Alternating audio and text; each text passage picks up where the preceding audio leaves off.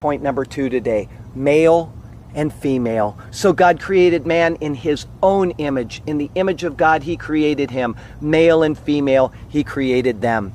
Although this point ought to be completely obvious and unnecessary, it seems that in a confused world in which we live, people cannot figure out even the obvious. God created man as man, and God created woman as woman. In an attempt to deny this, though, modern thinking has taken almost everything to extremes that were never intended, simply to deny the difference between the sexes. Despite this, men have qualities that are suited for men, and women have qualities that are suited for women. Neither is better than the other, but both fit what God has created for the purposes in which he intended them. Concerning the brain alone, I'm not going to talk about anything else, any other difference between men and women except the brain, but just the brain, there are huge differences between us, as if that shouldn't already be obvious. In relationships, women tend to communicate more effectively than men.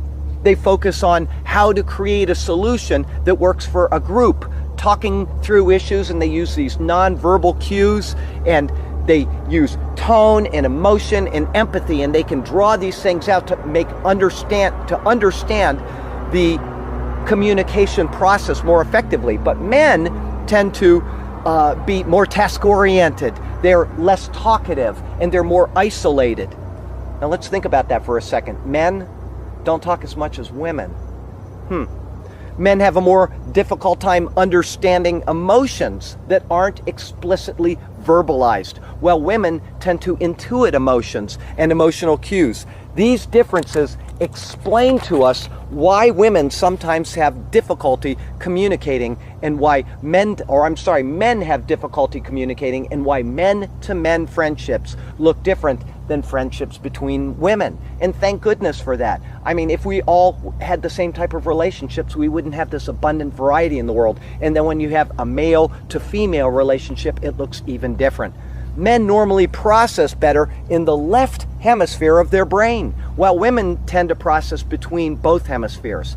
This difference explains why men are usually stronger with left brain activities, and they follow a task-oriented perspective, while women typically solve problems more creatively. Just so you know, it seems to me that women's creative problem-solving techniques are usually best noted when they drive their cars, and that is why when I drive with my wife, I'm the one behind the wheel and not my wife. Men normally process language in their dominant hemisphere, but women process language in both hemispheres. And that makes sense to me because it seems that women have so much more to say than men. And if they can learn languages, then they can just travel all around the world with ever stopping their talking. Whereas men, we just tend to listen and let them go on with their rambling. And I'm kidding, ladies. Please don't get upset about this. I'm having fun with you. Women tend to have a thicker parietal region of their brain, which hinders their ability to mentally rotate objects. Now, research has shown this ability in male babies at 5 months old. And so environmental conditions have absolutely nothing to do with this. So if someone says to a woman, "You're a little bit thick-headed," they may not be far off. In all honesty, though, I want to make an exception about this particular one. Is my daughter.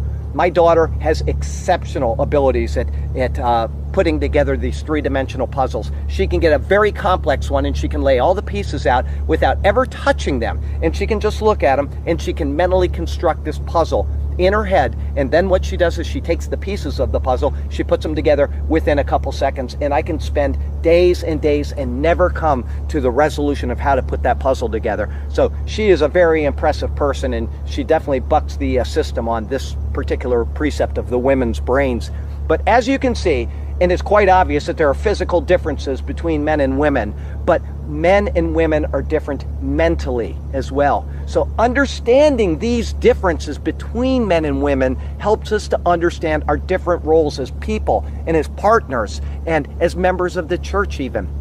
A man is never complete without a woman, and a woman is likewise incomplete without a man. But together, the two of them form a whole. They become one. And we'll talk about this more as we get into Genesis chapter 2. One more thing to note on this point, though, is that the Bible Never. It never diminishes the worth of a woman. Instead, it exalts them. So if you ever hear anybody say that kind of nonsense, that is untrue. Women are exalted in the Bible. However, I will tell you that cultural differences are noted in the Bible, such as the Greek culture, such as the Jewish culture, and the Arab culture. Just because these cultural distinctions are made in no way implies that that is prescriptive or to be universally applied. In other words, if a verse is prescriptive, that means being prescribed. That is what we do with our life. If something is just simply describing something like a cultural difference, that does not mean that God has ordained that. It's just being described based on the cultural difference.